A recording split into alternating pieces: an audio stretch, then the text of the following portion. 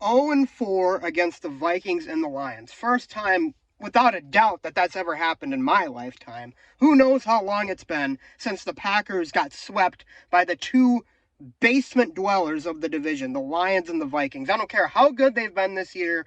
It is embarrassing as a Packers fan to get swept by both of those teams. This is a game tonight. This game the Packers absolutely should have won without question. Once again, they get in their own way. They always get in their own way. Just off the top of my head, the drop by Jaden Reed, that fourth down, literally hits him right in the hands. I mean, and even then, of course, like if you take the points there, you win by one. I mean, you're talking about a different situation, of course, but just it was right there. It was right there. Huge play early in the game. It was 7-3. Packers were on a drive. Oh yeah, first drive of the game. Packers take the ball. Offense is going pretty good. Jacobs fumbles the ball. Of course he does. It's like this team is incapable of getting out of their own way. It is absurd. I don't understand it. I don't understand how this team, every single time they play a game like this, every single time this year that they've played one of the top NFC teams, they have like completely melted. And until like the last few minutes, that's when they decide to play football. Like, it just doesn't make any sense. The two games against the Vikings were absolutely kicking us around like we were nothing. And then we finally decide to play some football in the last 5 minutes of the game, and we make it really close, and then we lose by 2. And, a missed field goal, or lack thereof, was the difference in the football game. In this case, yeah, the missed field goal in the first game was by, I think, Brian Narvison missed the field goal at the end of the half.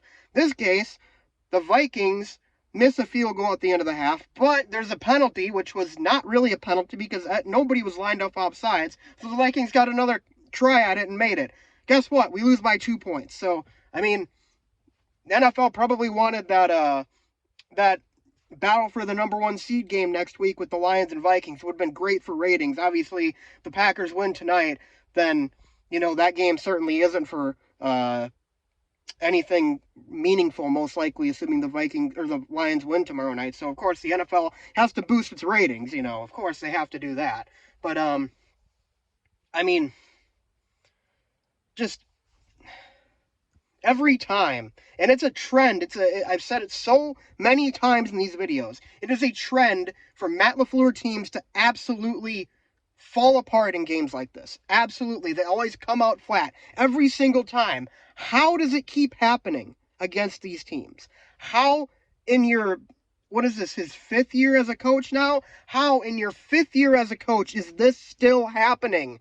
Every single time the other team gets out to a big early lead, and then we have to claw our way back into it, and at the end it's not enough, because guess what? Now you were being aggressive. Well, you weren't aggressive to start the game, and Matt LaFleur, one of the most cowardly play calling games he's had ever. This guy was still running the ball, trying to establish the run down 17, wasting valuable time, valuable seconds to try and get the running game going again. I mean, I think the perfect example of this, and maybe it was less of trying to establish the run as just trying to score, but still absurd. It was the Packers. They were down the 27-18, right? And they get it to 1st and goal. Wicks doesn't go out of bounds for some reason. The clock is running. You need to get a touchdown before the 2-minute warning because you have 3 timeouts, right? He runs the ball. You had 4 opportunities to throw the ball. Incomplete. If it's incomplete, it doesn't matter. The clock stops. Now, the Packers scored on the next play, so it didn't matter. But why would you even consider running the football in that situation? Like, I don't understand. I don't understand what he's thinking. I really don't. And just the whole game. It was like he was terrified of letting Jordan Love throw the football downfield or something. Everything he called was just so timid, so like, oh, I don't want to be too good. I don't want to move the ball too far down the field. That's the whole way he called this game tonight. I don't understand it. He's a great coach. I'm glad Matt LaFleur is the head coach of the Packers. He is a huge reason why the Packers are as good as we are. But he is completely incapable sometimes of just making the correct decisions, the correct play calls, being the right amount of aggressive. Like, he was so indecisive. The first drive of the game, or no, the second drive of the game, the Packers get it inside uh, the Vikings 5, right? So it's a 4th and 4 from the 5-yard line. He kicks the field goal there. And, I was a little, I probably would have gone for that myself, but I understand taking the points there. The next drive goes for it on a 4th and 2 inside the 25. Where's the consistency there? Are we taking the points here or not? Of course, he goes for it, and that decision backfires. So, like, I think he literally took the two worst possible decisions on both of those plays. And it's because of his indecisiveness. It's like he doesn't know what he wants to do. And that has to change. That absolutely has to change. But it's been 5 years, and it's like a staple of his coaching. It's a staple. Like, he's so indecisive in games like this, and he's so he plays scared so much, and really the whole team kind of played scared. Like, I don't know. Really, everyone seemed like they were timid tonight. Like, they just didn't want to be there. They were like, this game doesn't really matter or something. I mean, this game absolutely mattered for the Packers, because now you're relying on Washington to lose to the Falcons tonight or lose next week against the Cowboys.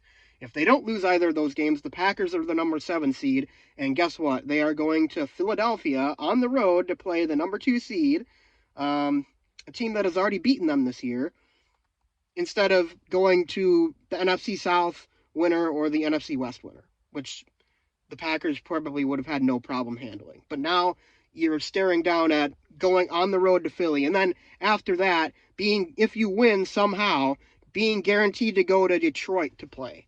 Like, just creating the most difficult possible path. And then if they win that somehow in Detroit, they would probably go to Minnesota. I mean, I can't think of a more difficult path to the Super Bowl. And people will say, and there is some validity to this, people will say that you have to beat the best to be the best. I understand that, but I think it's a really tall task for any team, no matter how good they are, to have to play the 3 top teams in the conference to get to the Super Bowl. Like, the Packers absolutely would have benefited from getting to play like a weak NFC South or NFC West team that they probably would be able to handle before going on the road to whoever they would have played, whether it be Detroit or Philadelphia. Like, I get the path is going to be hard regardless, but it's just making it harder. And the Packers in this game, so many mistakes, so many times they shot themselves in the foot. Once again, they show up and they it's like they didn't show up for the game. Like, they had already resigned themselves to the fact that they were going to lose or whatever their fate was going to be. And the only player I can really say with all certainty that played well in this game was Edgerrin Cooper. Edgerrin Cooper looked amazing tonight. He was in the backfield so often. I think he had at least 4 tackles for losses. He is a huge difference maker, and that dude plays hard every single play. The rest of the team didn't seem like they were playing that hard tonight. Not at least until it was towards the end of the game and it was a 9 or a 17-point game. Like, oh my God, it's the 4th quarter and we're down 17. We better start moving the football. And even then, Matt LaFleur was still doing draws and all this stupid stuff. Like, come on, man. I just don't understand it. Like, it's just ridiculous. And I'm sick of it. I'm sick of watching this team get punched in the mouth every single time they have to play a team that's on par or maybe a little bit better than them. I'm sick of it. And it just drives me nuts. And I mean, if this is the way we're going to play in the playoffs, then you might as well pack your bags now. And obviously, there's a lot that can happen. I mean, it's the playoffs. Anything can happen. We've seen teams go on runs all the time, but when you're 0-5 versus the top 5 team or the top 3 teams in the NFC, and you're 0-4 against 2 division rivals that you've historically owned, and all 4 of those games have been games that you probably should have won, it doesn't inspire much confidence in me to go try and beat them again. Like, maybe there's a chance, maybe, that they beat one of them, they win the first game, but then you have to go do it all over again, and then you have to go do it all over again. It's just... Oh, the lights are out. That's all I gotta say in this one, guys.